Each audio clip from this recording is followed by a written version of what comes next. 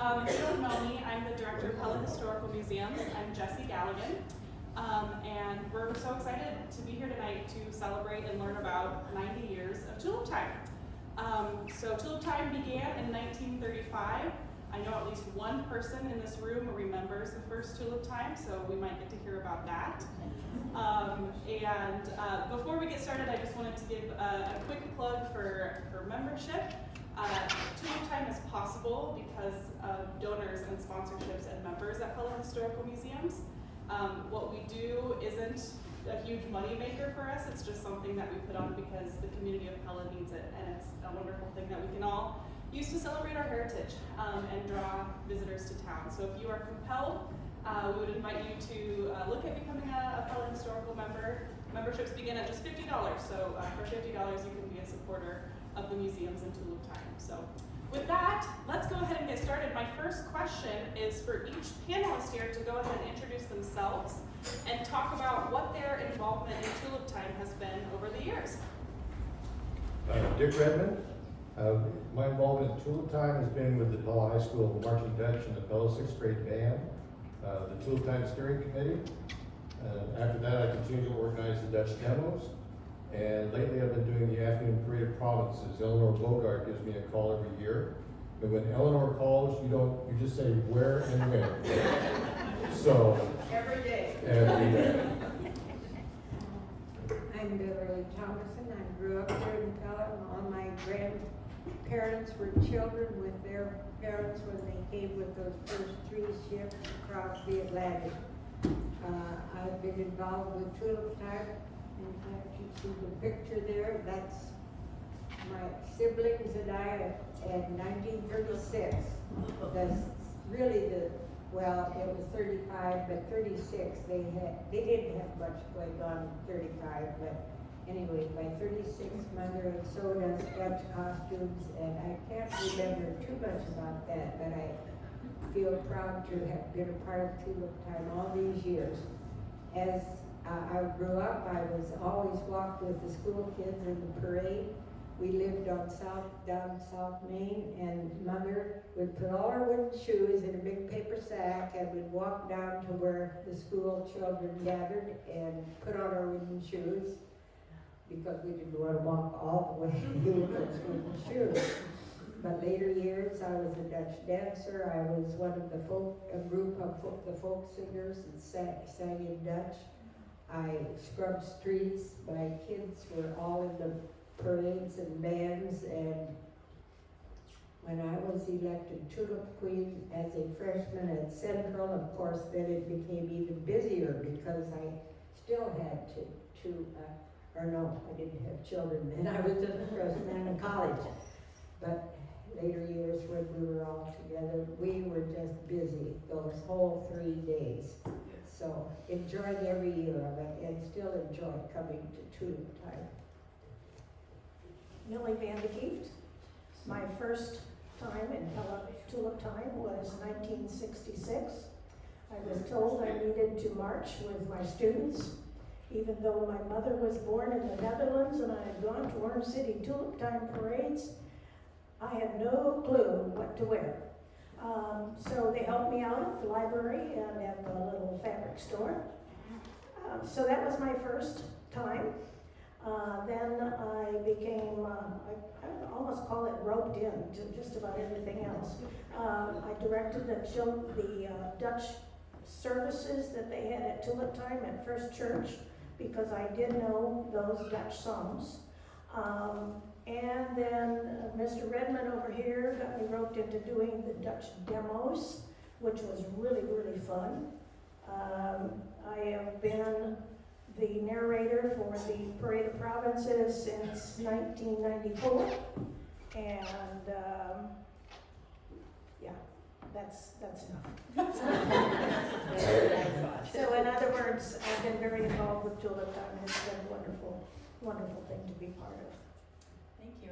My next question, some of you kind of touched on this, but what is your earliest Tulip Time memory? So maybe from the first one you went to or the first one you really remember? My first one was marching with my students to the point where I was so excited I came home the first afternoon and called my parents, which in 1966, you only called them if it was an emergency. Otherwise, you wrote the letter and said, this is not an Orange City Tulip Time parade, you gotta get yourself over here. So we never missed it. It was wonderful.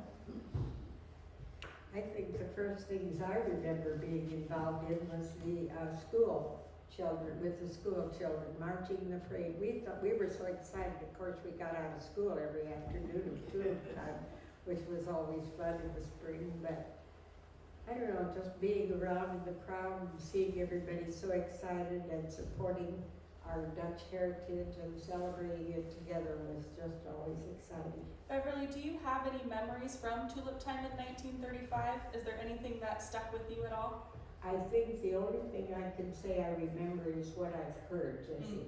I was born in 1929, so I was only 5 years old, and there, as I recall, there wasn't much of anything because they didn't dream this happening until late enough. They didn't have time to really organize anything. We didn't have any tulips even that year, but the next year, George Hearn had the wooden tulips out in the flagpole posts in front of the businesses, and I do remember that. My first experience with Tulip Time, I was a freshman at Central College. I was in the Central College marching band in 1973, so we marched in every Tulip Time my 4 years at Central. Fraternity I was in, we were involved with some of the stage presentations, a couple of times in performances. And so from 1973 through now, I've been involved in Tulip Time, except for the 2 years I taught in Montezuma. My next question is, and I think Dick might have one, a particularly memorable Tulip Time year. Dick was on the steering committee during a particularly memorable Tulip Time. My therapist says if I continue with my medication, I'll be able to live a normal life. Yeah, 2013 was pretty special. Unique and special at the same time. So we had 7 inches of snow at that particular year of 2013. I don't know if you're superstitious or not. It's the only year that was a 13. And I told the committee members in the fall, I said, look, it's 2013. Something's going to happen, just sure as the world.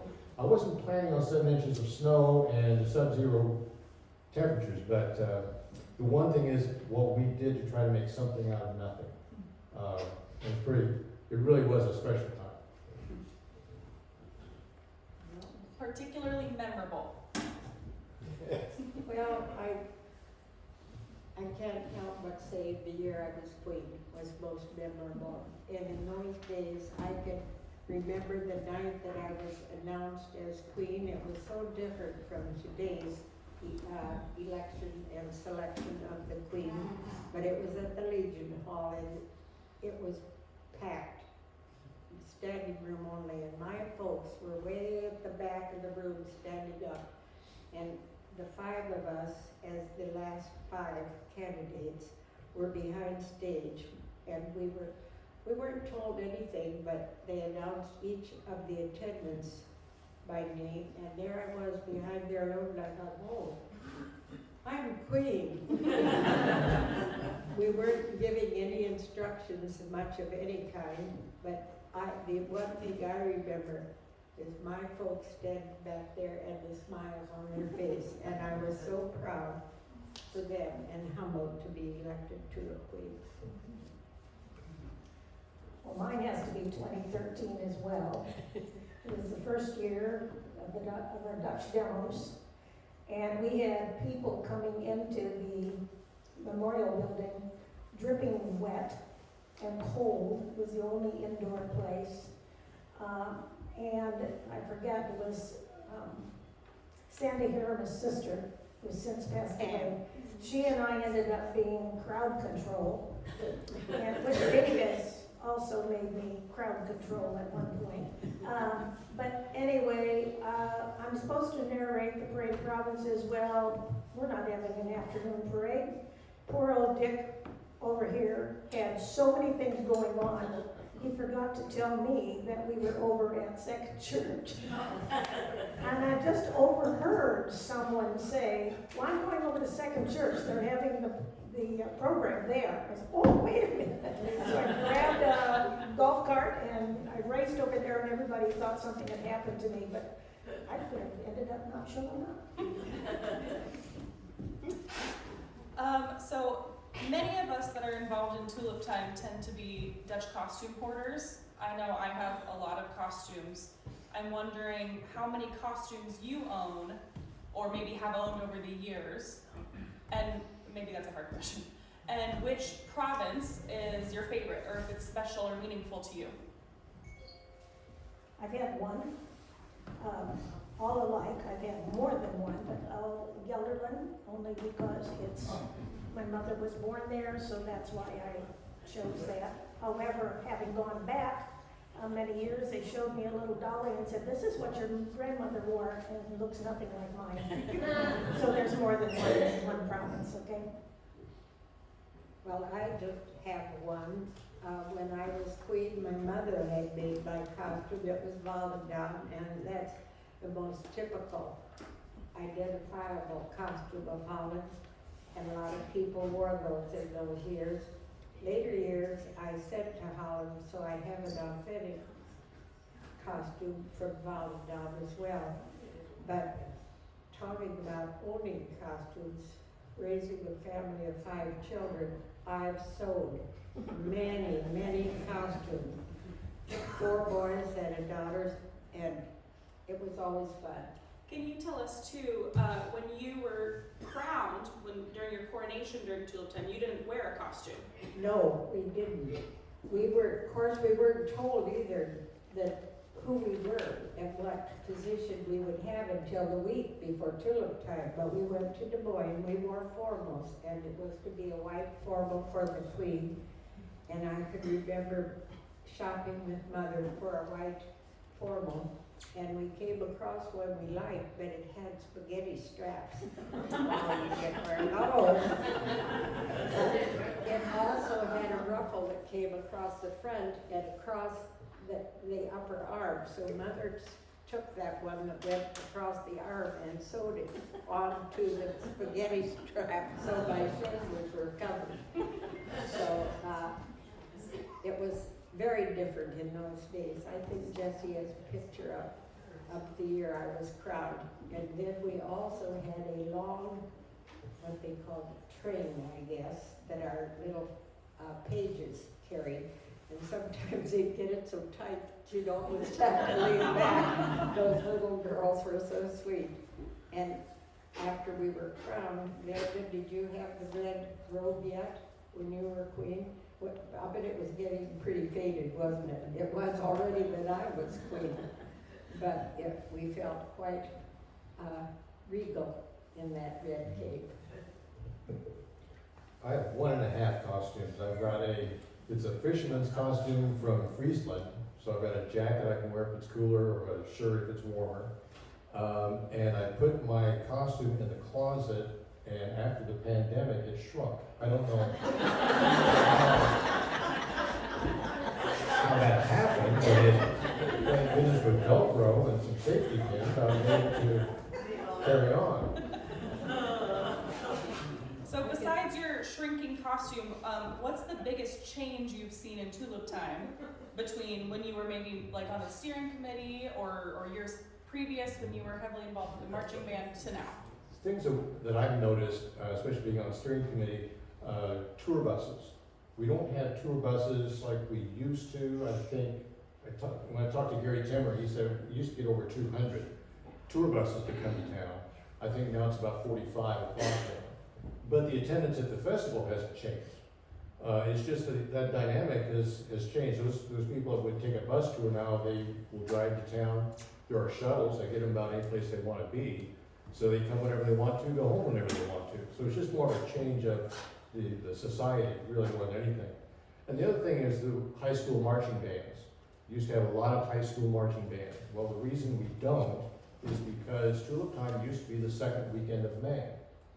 And then there were 2 years where it was very warm, tulips bloomed early. They discussed and they decided to have the festival the first weekend of May instead of the second. In Iowa, with High School Music Association, that is large group contest, or the concert band, choir, orchestra, that's our state contest weekend. So they can't do two things at the same time. They can't get a marching band ready, they can't go to state contest. So that's the reason you don't see the high school marching bands like the Valleys, the Ankeny's that we used to have. They used to come and have picnics. They would come and do the parade, they'd have a picnic, they'd stay for the evening parade. But it's just in the calendar year they can't do it. Well, we didn't have evening parades back in the year I was growing up. And we had many bands, but I think the school budgets too, cut down on the number of bands that come anymore, but we used to have many bands. Many from the Des Moines schools and Newton and Marshalltown, all schools, and so many different ones. And we were reminiscing over dinner tonight. I was telling Dick how after the parade on the west side of the square, we would have drum and bugle corps groups. Do you call those bands? Bugle corps. Bugle corps would perform, and oh, we would always run over there to watch them. They were so special. That those brass bugles were so pretty.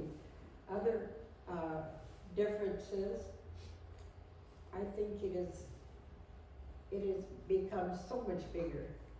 We didn't have 2 parades a day. We usually had some kind of entertainment at different areas in town, either right downtown or West Market Park. The year I was queen, they put on the musical, The Red Mill, and some of those older people in Pella, or they were older to me at that time, they're no longer living, but they didn't live as long as I have. But those older men were such jokesters, and they had so much fun, and the music was so good that it was very enjoyable. We also had let me think, must have been maybe the 20th Tulip Time, they had a big pageant down at the swimming pool park. And they had, I don't know what kind of seating they had, but I know I was a participant in that pageant as well. And that was a big production too. Another thing that we don't have anymore, I think that people enjoyed, were they had old items that some of the first members that came to Pella, they would display in the windows downtown. Maybe some of you remember those, and I always thought they were interesting to go around to see. And some of them, well, just aren't anymore. I guess, maybe, well, I could go on, I'll quit. That's okay. I remember when we marched with our students, we did not start down on Main Street. We started at the Village Cleaners, which was Richard's Cleaners at that time, and we went the opposite way around the square, and we stopped down by the dogs on Main Street, and I didn't have to worry about parents picking up their kids like you would have to today. We just let David run. You know? Yeah, he'll find his mom and dad sometime or other. The other thing I think that's changed is Facetowden. It's pronounced Facetowden, not Feastowden. Anyway, I was on, I think it was the second year on the committee where we started that, and we had like a pageant on the Tulip Tower, and sort of the, you know, reminiscing about Spulte coming. In fact, that was Bev Brand and Rich Pipkin and myself, and that's when the We Are the Kids from Pella, Iowa started, because Miss Judy Steinhook wrote that for us, and that's how it started. So that was one of the big changes. Yeah, and I'll share 2 things that we looked up. So when we were at dinner, we looked up when did the lighted evening parade start, and that started in the mid-1960s. So that's when we got evening parades. Oh, and then we also talked about, you talked about how Tulip Time has grown and it's so much bigger now. Bev was saying that in 1948, so when she was queen, there were around 3,500 people in Pella, and they had record-breaking crowds that year. 10,000 people came to Pella. Now we have 150, 200,000 people come to Pella. So that's how much it's grown. And that was probably partially because that was the first full Tulip Time we had after the war had ended. The year before that, Ruth Vande Kieft was queen, and we didn't have a queen for 1 year, nor no Tulip Time. We had an auction to send money to Holland to help the people out there. Another big change too I want to mention is we didn't have a tulip tower back then. We had everything was held on the old bandstand, if you remember that, on the north side of the square. And they would build it out so there was a bigger, And that's what's in this photo here.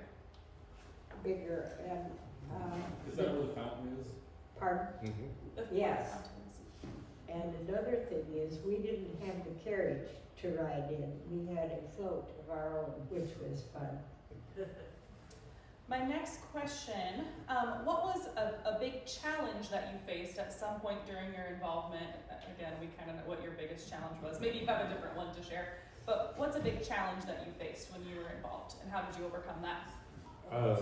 The only way we could overcome 2013 was the committee. We just had so many committee people that were great to cooperate. The Wednesday before Tulip Time on Thursday, I gave a TV interview in shirt sleeves. And 24 hours later, I've got snow and ice on my golf cart, and I've got my Dutch costume with a winter coat on. And then for the next 3 days, it was about the worst weather you could imagine. We had 7 inches of snow by Friday, it was a blizzard on Thursday night.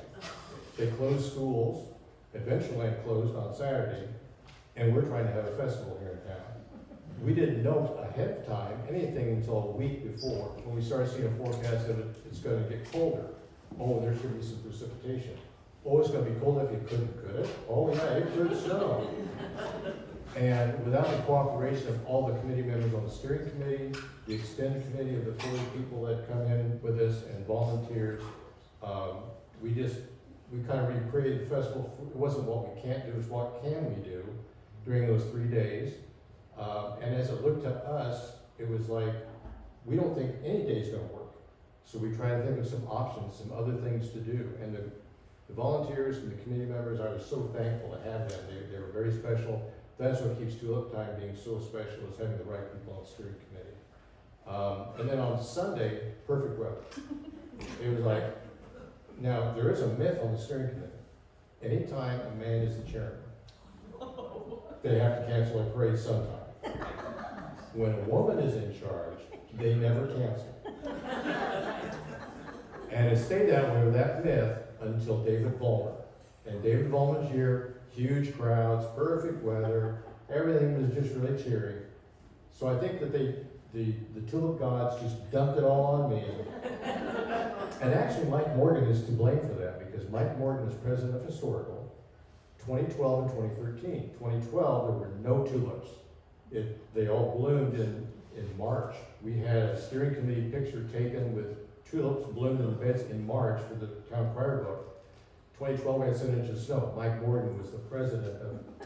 So we know who to blame. So exactly, I put the blame on him. So what happens now, we have 2 co-chairs now for our steering committee, so I don't know what happens if there's a man and a woman co-chairing. Well, yeah, I don't know. We'll find out this year. Cover all the bases out.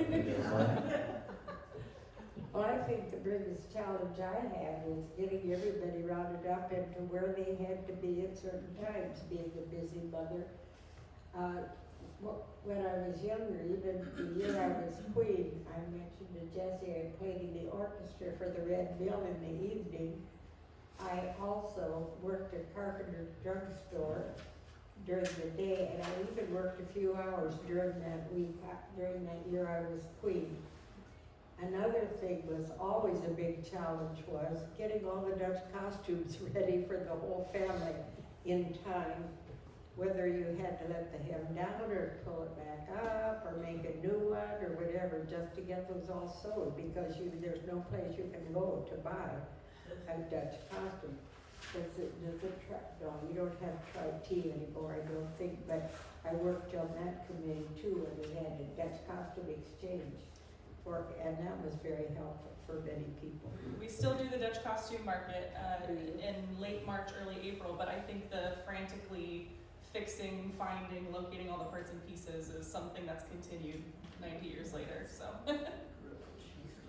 I don't know that I have any big challenges, except back to Dick. He was the one to have been the committee chair at that time, because no one else could have organized it as well as he did.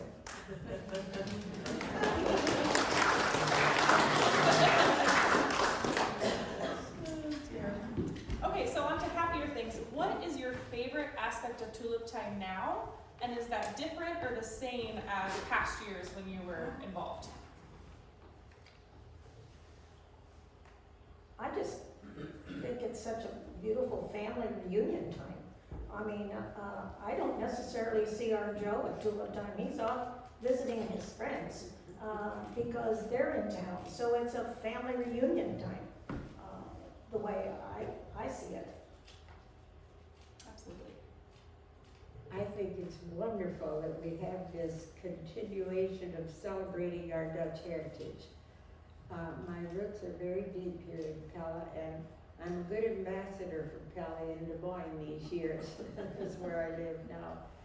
But I just hope it continues forever, because we do have a lot to be proud of, and people really look to Pella as a special place. I agree with Milly. The family idea.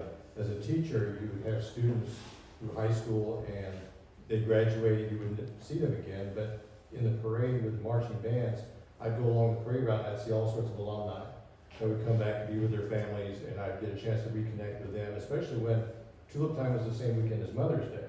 Then you could about guarantee a lot of them would be back to see Mom, but they'd also be there for the festival as well. So my feeling was to see the alumni along the parade routes every year at the parade. Wonderful. My next question, I'm going to kind of combine the last two. How do you foresee Tulip Time changing? What might it look like in 100 years or even in 20 years? And what do you hope will continue? What aspects of Tulip Time do you hope to that continue in the future? As far as continuing, I hope they continue the idea that volunteers wear Dutch costumes. That's a big hit with all the visitors to our community, is the Dutch costumes. The parades, of course, I think that's exciting. I think that's great to have both those elements. I think in the future, as we get with technology, the opportunity to try to get people from the Netherlands to come here, I'd like to see interaction with the people from the Netherlands. We had a Dutch band here one time, and the Dutch band, they were great.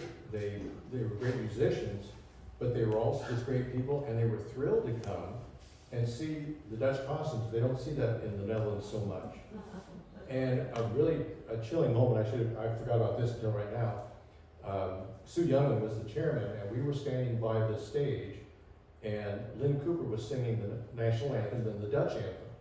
When she sang the Dutch anthem, the Dutch band was in the stands, and they stood up and sang loudly the Dutch anthem. So they were singing in Dutch with Lynn, and you could just feel the chills on your neck. And then we had them in the parade on a float, and they had a lovely time. They just loved it. There's also a gentleman that would come from Hinderlopen. They used to do some painting. So I like to see if we could get some of those type of elements of things that we don't see very often in the community. I think it's a wonderful way to bring the community together and to see how everyone gets so involved and is so pleased to be at their best for Tulip Time. I think we see this every year, and we need more of that in today's world, people working together. And to piggyback on Dick again, when we were doing the Dutch demos, we had a group. I think they have been coming like every other year. There is a central grad who teaches in the Netherlands, and she comes with her students. So I'm doing the Dutch demos, and they're there, and we put them in Dutch costumes, and these are high school kids, and none of them had ever had a Dutch costume on before. They don't need them, you know. In fact, my family gave me theirs because they don't wear them over there. Well, I think sometimes, I've heard people say this, Pella's more Dutchy than Pella is.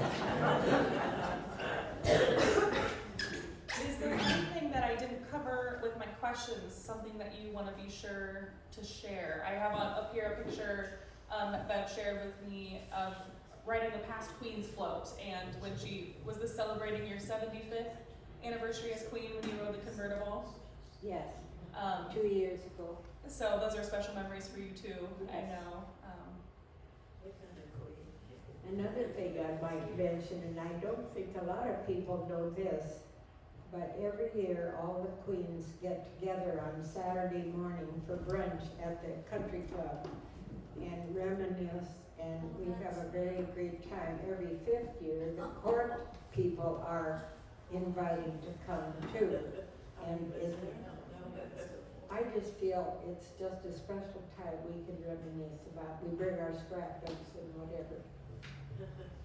I'd probably like to add a thank you and a congratulations to Pella Historical Society as the sponsor of the festival for so many years and for overseeing how things operate, as well as the city parks. People that plant the tulip beds, that take care of things behind the scenes, that a lot of times we don't even see them during the festival, but they will be there at 4:30 in the morning, taking care of things. And I know on the steering committee, we found out how much the city employees, city parks, how much they play within the whole 3 days of the festival. And on Sunday morning, you don't even know that we have a Right. festival.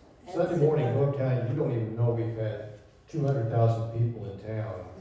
And I know we've hosted, from the Turner Roses, their presidents, and they have come to the festival and they are amazed of how it all works. With their Turner Roses that they do and they see what we do here, they're amazed at what we can do with it. And then on Sunday morning, you can only know anything was in town. Another thing I want to mention too is how we take care of our visitors. We have housing available. When Tulip Time first started, we didn't have all the food booths downtown, and people just really appreciated and enjoyed our Old Dutch foods. Another thing that Jesse mentioned this afternoon, we didn't have the porta potties out either. The Legion Hall was a go-to place, and other than that, people, the retail people didn't care to have you come in their stores just to use the restroom. So that's another big change. I'm getting back to changes. I have a question for you again, Bev. I have up on screen here a picture of one of those early past Queen's breakfasts, and you said where were they originally held? Where did you first have We've those? always had them at the country, no, where were we? The Holland House, where, Oh, where the old theater, well, it was a Holland House and it was a theater, and now it's Tim Tripp's law office. That's true. That's Another, where that picture was. okay, another thing we have done too is Tulip Queens. We used to get together an evening, usually on Saturday evening for dinner at Blackwood's Coffee Shop or a different place. Maybe that's the one or two at the Holland House, but that's another thing we used to do that was always fun. But we didn't have the brunch in those days. Are there any familiar faces up here? Oh, That yes. was 1960, yeah. Okay. Yeah, I love it. Well, I can remember the first two that knew all of the gals that were queen, but lovely ladies. Oh, such mentors and such people to look up to. Lenora Hettinger, our first queen, the granddaughter of Dominique Scolti, and many of the others too. Fun to remember and reminisce. Well, we wanted to, I left quite a bit of time because we want to hear what your questions are. We have a wealth of knowledge up here, and I think several audience members with a wealth of knowledge too, who I'm sure could chime in. So are there any questions from the audience we could take?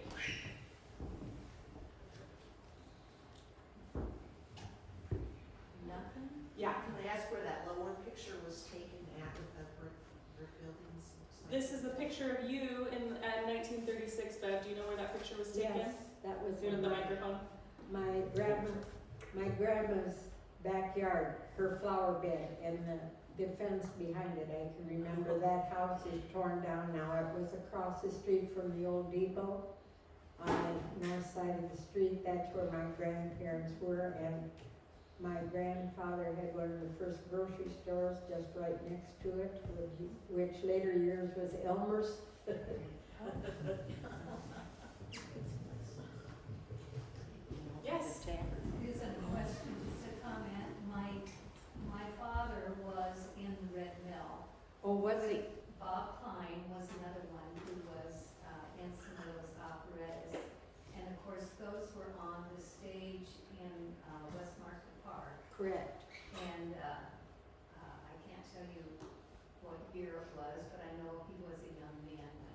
is 1948 because it was the year I was queen. But wasn't that a wonderful production? I think there were a few others perhaps besides Yes. SNL, but they always took place in Westmont Park. That's correct.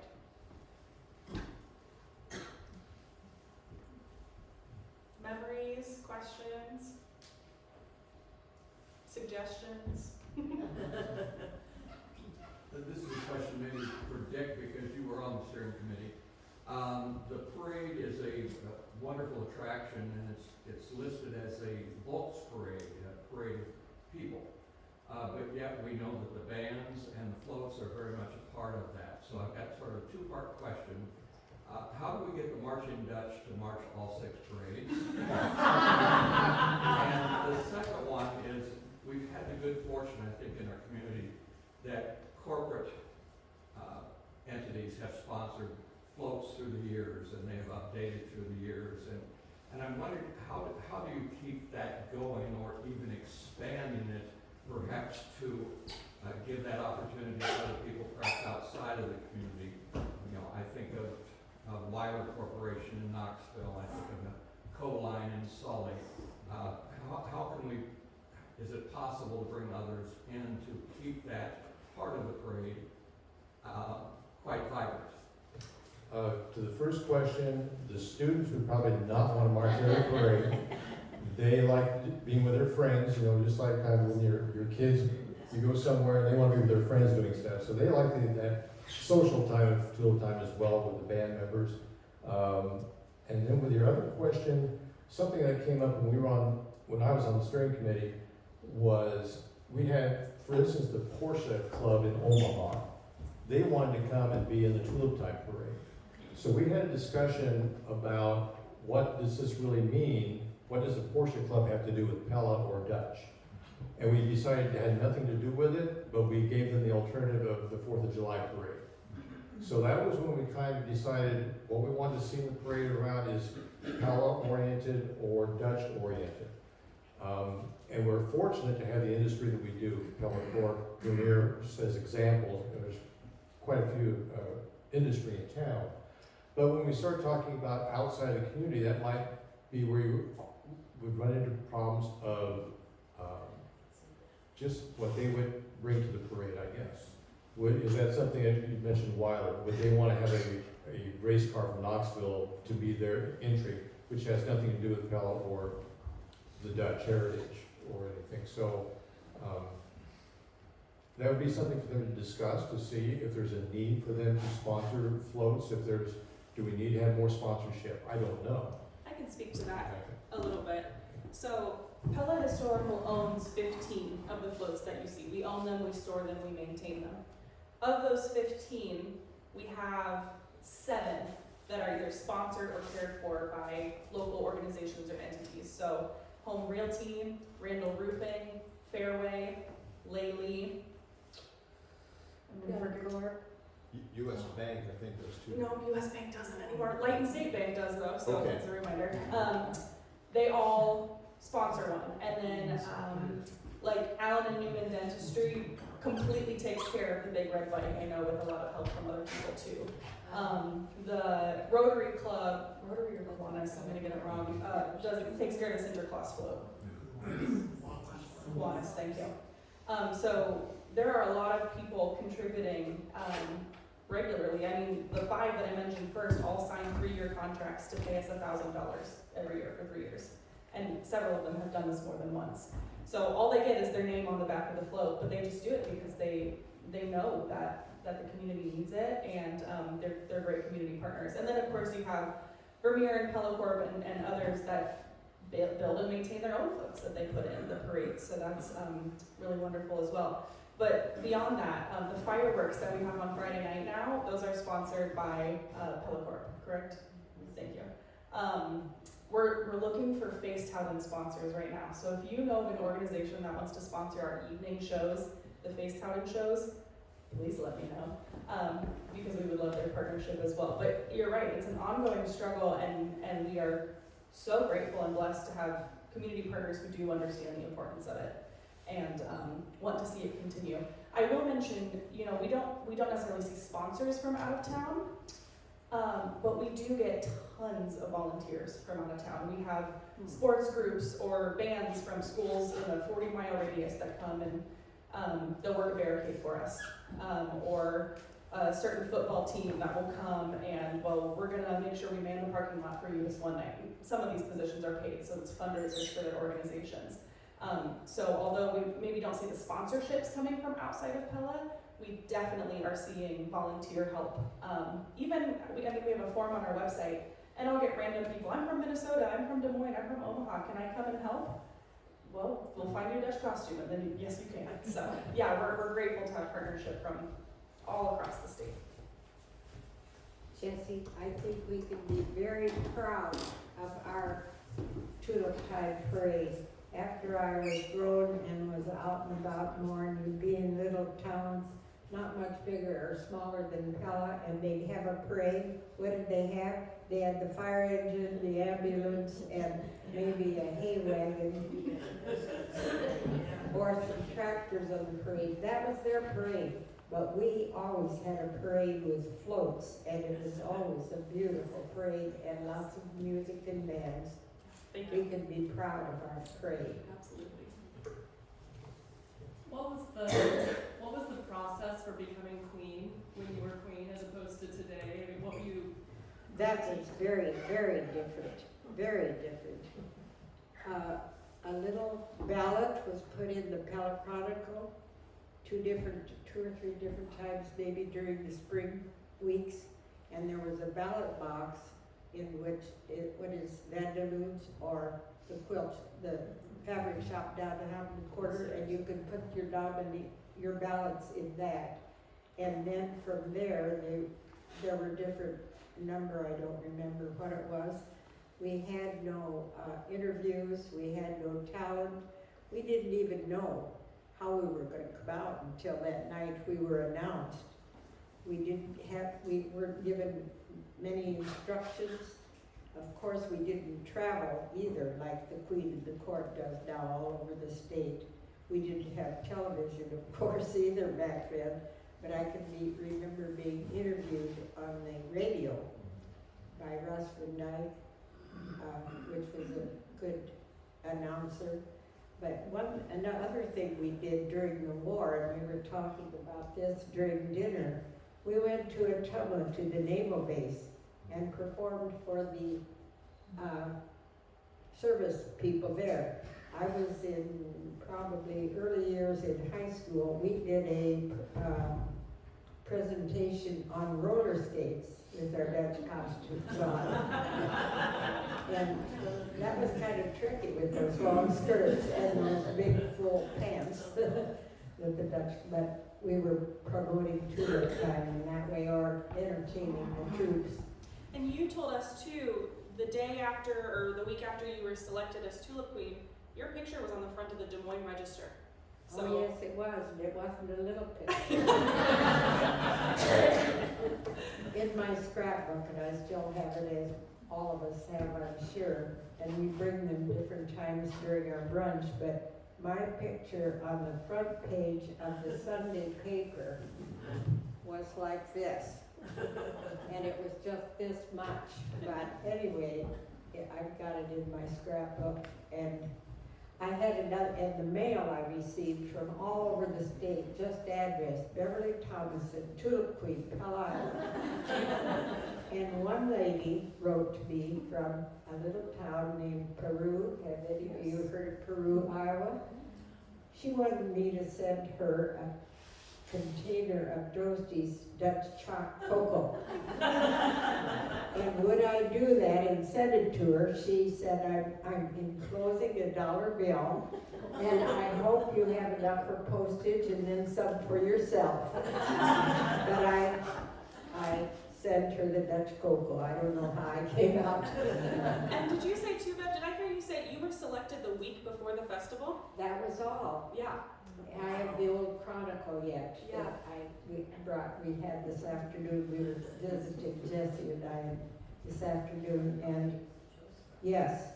And what about that? Yeah. So it was. now they're chosen in November, and they have months and months of preparation and appearances, but you had 1 week of glory. Well, you know, back then, it wasn't too far, you know, when the Depression was, and this wasn't too far after that. Actually, the World War II had just ended a couple years before that is all. And people were just starting to get out and about again. But, I don't know, we thought it was big back then. Absolutely. Anybody else? Yeah. My husband and sons have been involved with the floats, Yes. and one change we've seen is instead of the paper, it's more a plastic on the floats now. Oh, And that sure. helps in rainy weather. That's a good point. Yeah, and I bet Kevin could speak to some changes in the floats in the last decade or two. Yeah, I suppose. Kevin said there's still paper under the plastic sometimes when he's repairing floats. He's still there. You know, Jesse, another thing I remember is there were many, many tulip times before we ever had a rainout. And that everybody would talk about that and talk about it. I remember the year I was queen on Thursday as I was walking home from college before lunch and before the parade started, it sprinkled. But then the sun came out and I thought, well, this is another tulip time without a rainy day. And I think we've been blessed, even though in 2013, I was there at that time. I had pictures of that I brought to show Jesse this afternoon. Yes.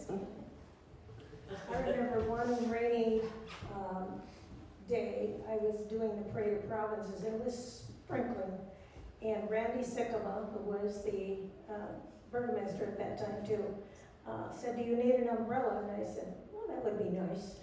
And so this umbrella appeared, and not until I recognized the queen and her court, the gentlemen and the ladies, and the delegate of the ambassador from the Netherlands, who was from Chicago, did I turn around and he was holding the umbrella. And I said, "Oh, I don't know protocol, I don't know what to say." He said, "Thank you, it's good."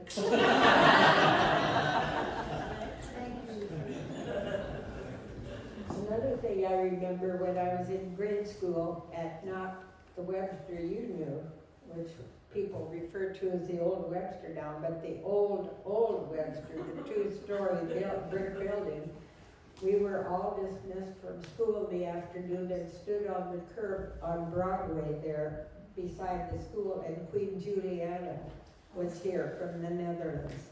And that was really, oh my, we were in awe of that. And another thing, I don't know how many here remember the first tulip tower that was made of wood. It faced the west, on the west, kind of on the southwest corner of this square downtown. And it lasted for 2 or 3 years, but it deteriorated in the weather, of course, and it wasn't until later that the Kuipers gave money for the tulip tower now, and we can be so proud of that because it signifies to many people tulip time.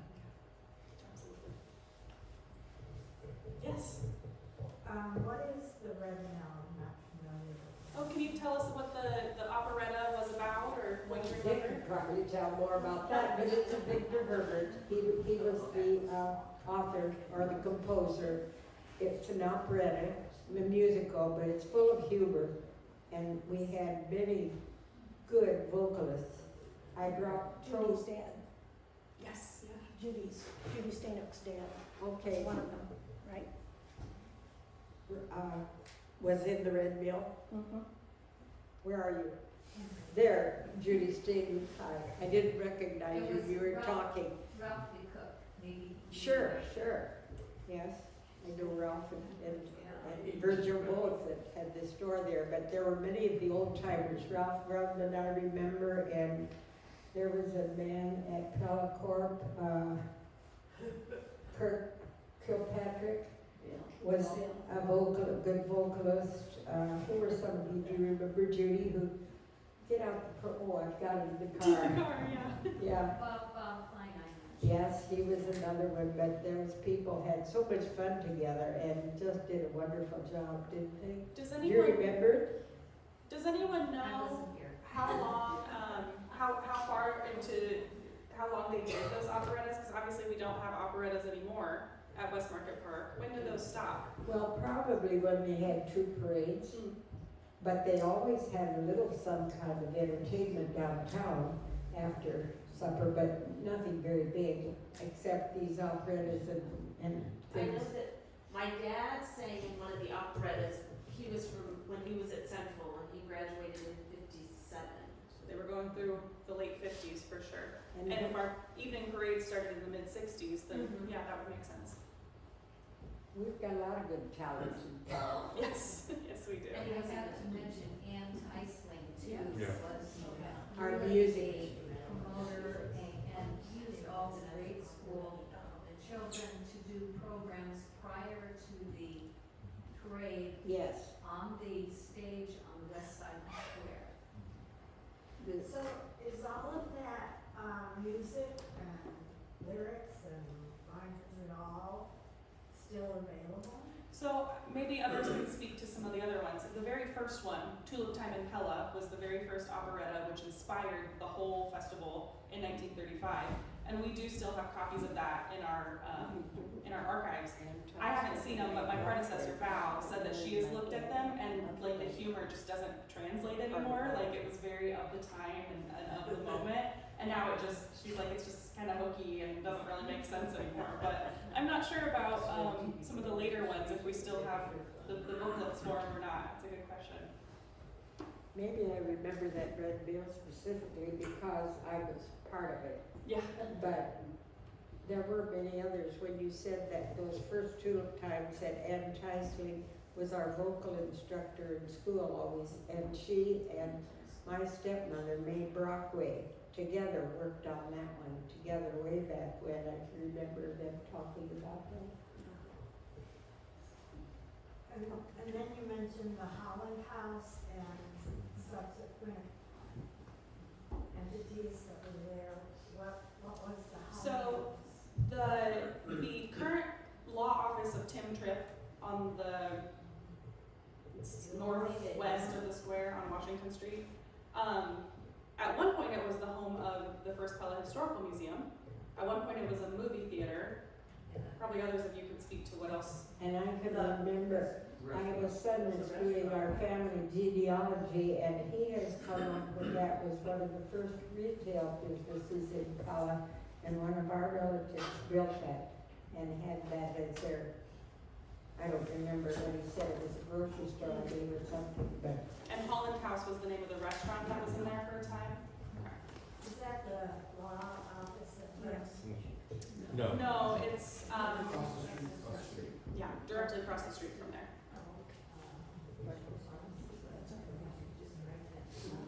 Anybody else? Well, yeah, go ahead. A couple of funny things Judy probably remembers of our float. Do you want the microphone? Here, let me give it to you. Oh, I'm gonna make it. Beverly, she is the oldest living Tulip Queen. She won't tell you that. And there's nothing wrong with her memory either. A couple funny things that happened on past Queen's Float. One year we ran out of gas on the northeast corner of the square, so some men got out of the audience and pushed us off the street. And then a few years later, we were in front of Marion County Bank and we started on fire. Our float had a car underneath. And so we all bailed off and the fire trucks came up the street. So those were a couple funny times. And I remember being a tour guide on the wagons, and this is when they used old, hay racks? And we got by the college, and this is after the parade, and the cars coming refused to back up to let us through, and we had college or high school kids doing the tractor driving, and they were not farm kids. It was not very, very fun. And finally, we could not get this wagon. It was hung up. And so a bunch of us got off, and the guys lifted up the wagon to get it back on the street. They didn't get their money back, though. Any last questions before we wrap up for the evening? How many volunteers does it take to put on? Oh, how many volunteers does it take? Thousands. Thousands. We were joking at dinner. Bev told us that her Tulip Time had 10,000 people come, and Dick said that's about how many volunteers we have now. I mean, it would be so tough to even begin. I would love to try and capture how many volunteer hours go to Tulip Time, but there's so much that happens without people even knowing that it's happening. That is so instrumental to the festival. You hear stories of, oh, the charter buses back and forth from the parking lots were too slow, so some couple good Samaritans hop in their car and start giving rides back and forth. You know, like Dick mentioned, the things that city employees do above and beyond to keep the festival running. The steering committee is 8 people now, but under each steering committee member is committees who have committees who have committees, and it's just incredible, the work that goes into it. And that's a great point, Ed. It's that time of year where we start asking for volunteers. Yeah. I have a question with respect to we're celebrating our 90th. You mentioned committees and committees. Is there a committee for the 100th? Not yet. You want to head that one up? I'll volunteer. That is going to head it up. No, we'll definitely be we'll be celebrating big for 100, but we got to cross the 90 threshold first. So. I think this is a committee right here. Oh, you all want to be on the committee? Perfect. They just volunteer. Yeah. Well, if you would like to volunteer, we did just get our website updated, so it's pretty easy. You just pellahistorical.com/volunteer, and you can put in your name. You can put in what shifts you're available, where you would like to work. It's really slick. Or you can call us, or when we open in March, you can just stop in. But we would love to see you as a volunteer. And if you don't have a Dutch costume, we do have volunteer needs for non-costumed people too, like parking lots and barricades, and working in the tea room in the kitchen, washing teapots and things like that. So there is something for everybody. Thank you all so much for being here tonight. It was so lovely to see you all on this chilly night. Please be safe on your way down the steps and on your way home. And it is 78 days until Tulip Time 2025. So we'll see you then, if not before. Let's give our panel a round of applause.